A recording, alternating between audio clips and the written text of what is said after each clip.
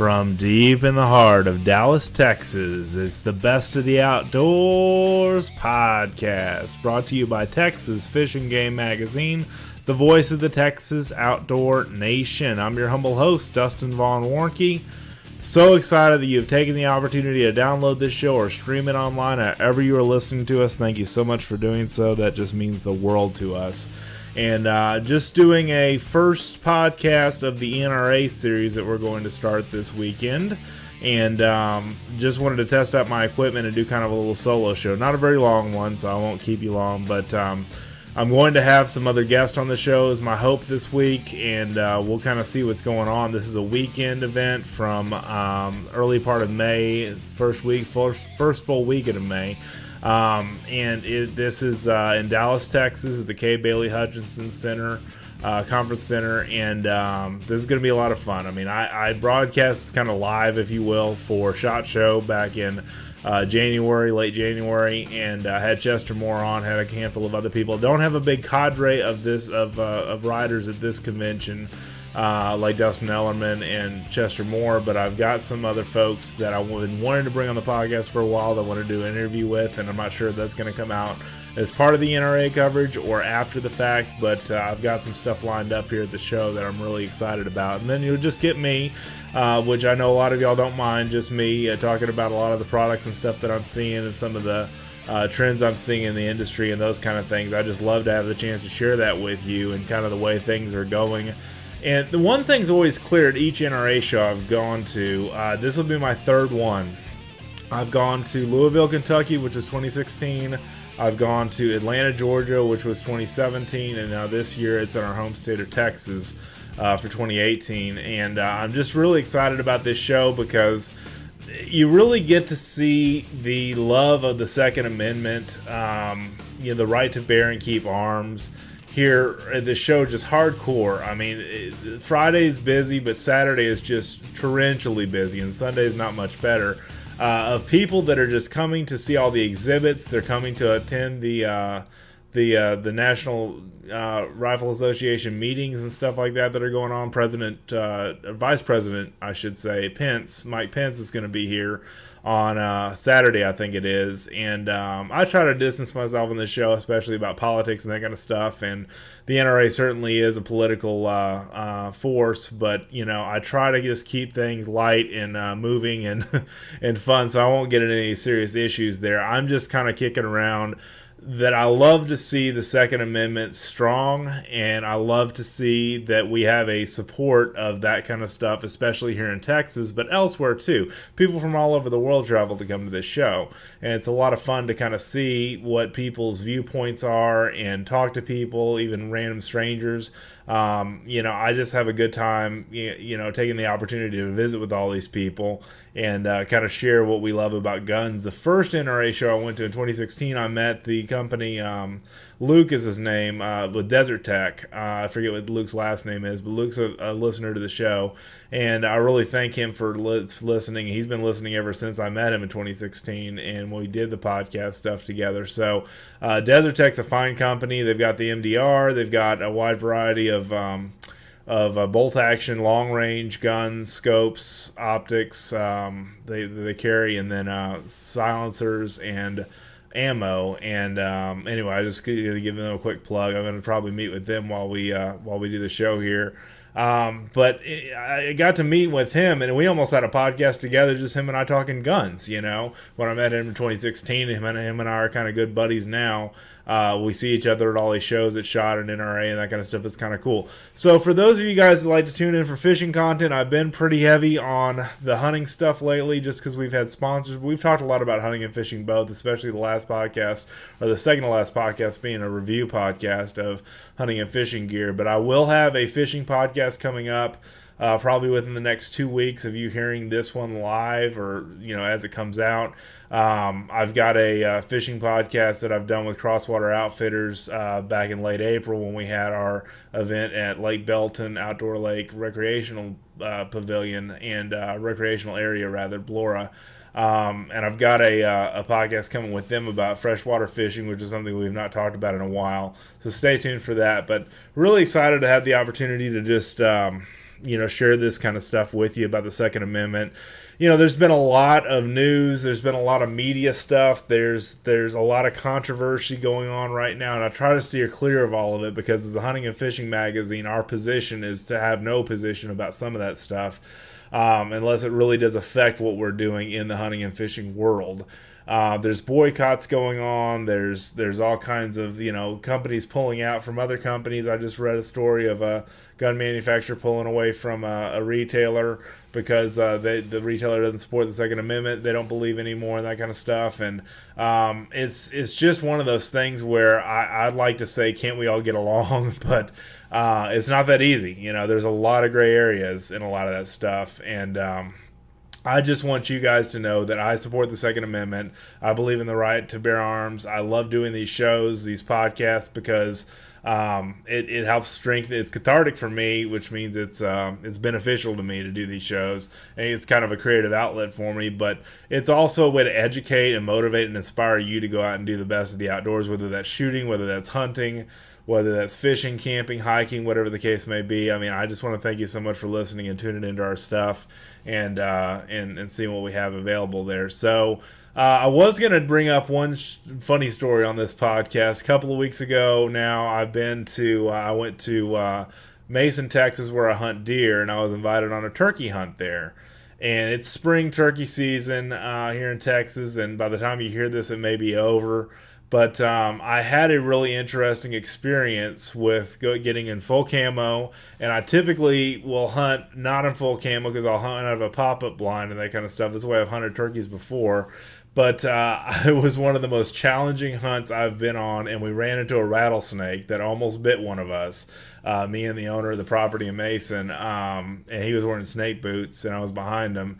And so we ran into a rattlesnake that was not happy about us being there and was ready to strike. He had a bush in front of him, so that kept him from striking. But what a story. So for this kickoff podcast of the NRA stuff, I just wanted to share.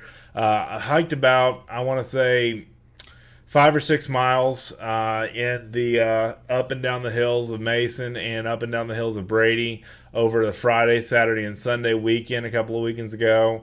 The turkeys were gobbling, but they were on other land, so we couldn't get them to come over to our land. It's all low fence. And the turkeys were just not cooperating. I hunted the entire weekend, the entire weekend. I did not hear so much as a gobble within any shootable distance, but I called and called and called and called and called. Now, I've hunted turkeys for many, many, many years, and I understand you can overcall them. I've called turkeys in before. It wasn't my calling skills.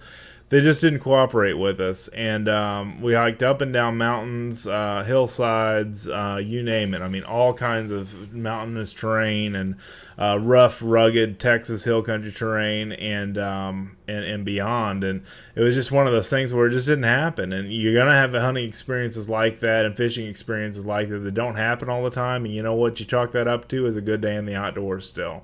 Because it's by the grace of God that I had the opportunity to go out there and hunt that turkey, and that I had the physical ability to hike and run and gun, which is what we were doing for the most part. I did a little bit of pop-up blind hunting close to the ranch house, the morning and evenings of our hunts. But, I called, put decoys out, all that stuff. I really tried my best.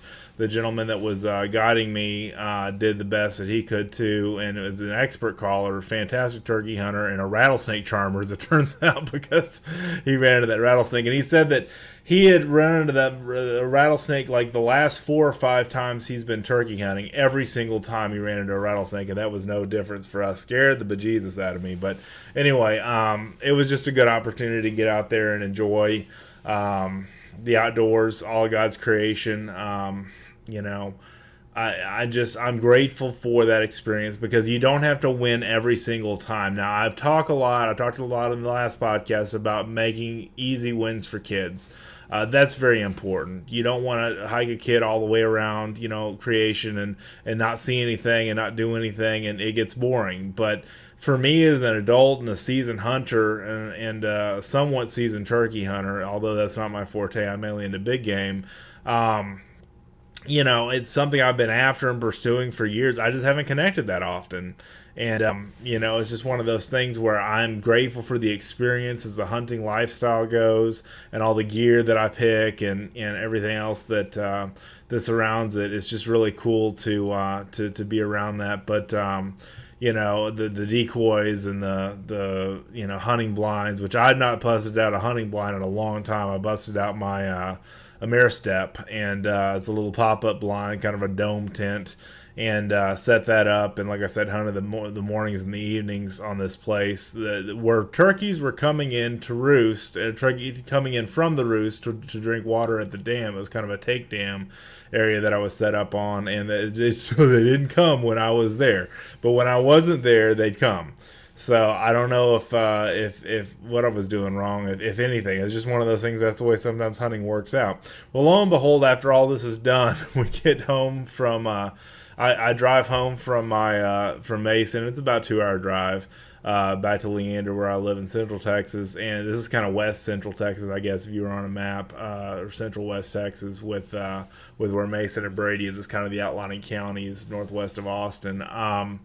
But anyway, lo and behold, the property owner that guided me on those hunts and gave me so much of his time, and I'm so grateful for him, sends me a picture of a gobbler. They come strutting by the house. We could have shot him off the front porch. He was so close. So, I mean, that's just the way it goes sometimes, You can't really, you can't win for losing sometimes. And that's the way hunting goes. But I had not seen turkeys on that place for 3 days. And then here comes a gobbler just strutting past the back window of the ranch. Could have shot him from the porch. And that's just the way it goes sometimes. So anyway, it's a grind sometimes, guys. And the one thing I want you to take away from that story is that God has given us so much to be thankful for in the outdoors. God has given us so much to be grateful for and to cherish and conserve for the next generation for the outdoors. And from listening to me and Chester talk all the time, we're really big about that. We're really big about preserving this lifestyle for our future. Here at the NRA Show, the politics and everything are talking about protecting our lifestyle for the shooter, but there's all kinds of cool things at this show that go on that I wanted to talk about before we got into the coverage. Pyramid Air has an airgun range. Fantastic idea for a NRA show, and they've had this going on for several years now. I've seen it the last 3 years that I've gone, to the last 2 years that I've gone. This is my third year going into the third year. It's basically getting to shoot air pistols, air rifles, small bore stuff. I mean, just fantastic. You shoot right there at the show at kind of a long area, long range, airgun range, and have different styles of targets that you're hitting, different types of ammunition that you're using, or not ammunition, not loaded live fire ammunition, it's airgun ammunition. Slugs and pellets and that kind of stuff going down range, but fantastic. So, it's one of those things. If the NRA ever comes to Texas, this is what I've been waiting on for like the last 3 years, for us to have the NRA here, and just to get to share that, that gun range with some Texans, and Air Force air guns here, Crossman air guns here, Hot Sans here. I mean, all the great airgun companies around here are here doing, showing off their air guns at that gun range here inside the Kay Bailey Hutchinson Convention Center. So that's kind of cool. And I wanted to definitely give a shout out to Pyramid Air for putting that on and having the NRA range officers and stuff staffing that, because that really is a event that really gets to, help marksmanship, help with shooting sports, help teach kids not to be afraid of guns, especially air guns, because there's very little recoil. There's very little, noise in a lot of cases, especially with the small bore pellet rifles.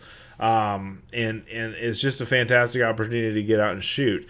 You don't have to have an FFL to get an air gun. You don't have to have a Class 3 license to get a suppressor for an air gun, a moderator as they call them in air guns. And so I talk about air guns a lot on the show, but I just can't say enough about them being a quiet, clean, and efficient way to get in the outdoors and enjoy shooting sports. They're a lot cleaner. They can go a lot more places than firearms or powder burners, as the airgun community calls them. So But lots of great things going on here. I'm really excited. We have just signed on a new sponsor for a digital special program, and I'll reveal who that is pretty soon. That's another innovative thing that happened at Texas Fish and Game this past week, and I'm really excited to bring this company on because they've got a fantastic, versatile product that I think you're really going to like. So stay tuned for more info on that as we progress through this series. But I'm just going to bring you, the best that I see as far as the companies that are bringing stuff. I mean, I know I'm a little biased when I come to my coverage and some of the companies I talk about, year in and year out, because a lot of them advertise or are potential advertisers with us, and that's how I get paid, to do what I do in the outdoors. For the most part, is through advertising work for Texas Fish and Game, and then the work that I do on the side, and then all the different other stuff that I am involved in. But I really, really appreciate and love the companies that have supported Texas Fish and Game, but also just I'm going to bring you some general stuff that is basically of interest, that can help you be a better shooter. So that's my goal for what we do in this podcast, is just to try to bring you something that's going to be of interest to you that would help you be, a better marksman, a better shooter, better hunter, all those things. There's just so much here to cover. So like I said, I'm gonna cover some of the companies that are supposedly going to be working with us in the future, hopefully, and just some other stuff that I see that is really cool on the show, and just have the opportunity to share that with you is great. The other thing I was going to tell you about that we have going on at Texas Fish and Game, and obviously this show is in Dallas, Texas. This NRA show is in Dallas, Texas. If you want to, make a trip wherever you live in Texas. I know we have a big listening audience in DFW, Dallas-Fort Worth, the Metroplex, or Metro Mess, depending on who you ask. And you've got, folks coming from Houston. Artie and Roy, my manager and the owner and the publisher of the magazine, are coming in Saturday, and got a wide variety of people traveling from all over the state to be here. So if you can't be here, my whole goal is to bring to you around the nation all kinds of different stuff that will help you be a better shooter, do some interview stuff, and just some content. I'm a big gear guy, as you guys all know, and I did that whole gear review podcast a couple of episodes ago. I love this stuff, and I have the opportunity to shoot it and review it and that kind of stuff. And I've got a new flashlight that I'm going to review soon. I also wanted to give a big shout out to Barnett Crossbows, because I recently received and have set up a Whitetail Hunter Pro crossbow. I didn't review this on the review issue, but they're here at the NRA Show, and crossbow shooting is just so much fun. Even if you need to use a crank cocking device, if you don't have the shoulders to pull back rope cocking device on a crossbow, the Whitetail Hunter Pro runs at like 380 to 400 feet per second. I know it's a crossbow, it's an archery tool, but they're here at the show with that technology that they have in their crossbows, and they're fantastic crossbows. The other one I was going to mention is the Air Force Texan, which I own, and I've talked about it ad nauseum on other podcasts. I don't know how much I've talked about it lately. I can't remember how much I've talked about it. I've done so many interviews lately, how many other places I've talked about it on the show. But 45 caliber air rifle, and they have recently, and I want to talk about this if possible this show, they've recently passed the legislation to make airguns legal on big game, native big game in Texas. Now, you've always been able to use airguns for using them on exotic deer, axis fallow, black buck, sika. You've always been able to use them on wild hogs, anything that's an exotic and not a native game species to Texas. But recently, Texas Parks and Wildlife, and I've had some of the behind the scenes from this, has agreed to do this, but then the legislation came under fire after somebody went out with an underpowered air gun and made some bad shots and did not impress the landowner. And you can look for that story. It's a bunch of different places, but I'm just hoping they keep it up, because I got a sling and some swivel studs and stuff on my Air Force Tex, and I'm ready to take that bad boy deer hunting this year. 45 caliber, 1,000 feet per second. Mine's not the suppressed version; it's the regular version. the Air Force Texan, one of the original Air Force Texans that was in production back in 2015, I think is when I received mine. I love this gun. It's quiet, it's clean, it shoots well, it groups well, it's fantastically accurate, and they make them in the 357 and the 308 as well.